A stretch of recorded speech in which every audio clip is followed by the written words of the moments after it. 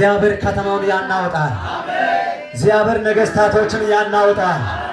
እግዚአብሔር ኃያላኖችን ያናውጣል። እግዚአብሔር ባለጸጎችን ያናውጣል። እግዚአብሔር ፊት ነው የሚልህ ስትጸድቅ ነው የሚያየው። አሜን አሜን። ስትሾም አሁን ከነሱ ጋር የሚገዳደር አይደለም፣ የተሻለ ፍንድ ላይ አሜን። መጽሐፍ ሲናገር አመድ ፋንታ አክሊል፣ ለቅሶ ፋንታ መሳቅ፣ አሜን። ራይ ፋንታ ጥጋብ ይላል። አሜን።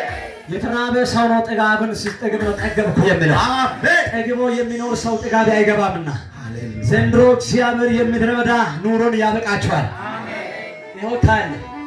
እውነት እግዚአብሔር ሰራኮ አይ እነሱ ሁሉ እስከሚደነገጡ ድረስ እግዚአብሔር የሚያደርገው ታምራትን ታያለህ። አሜን።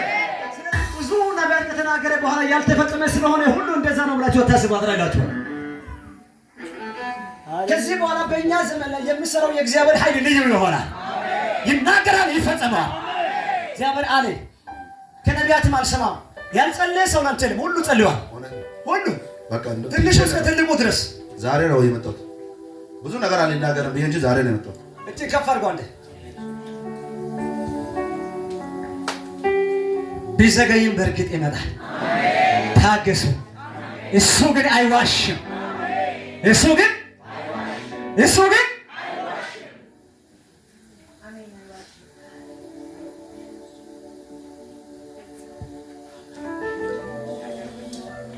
ውሃ አለ አንተ አምጣ።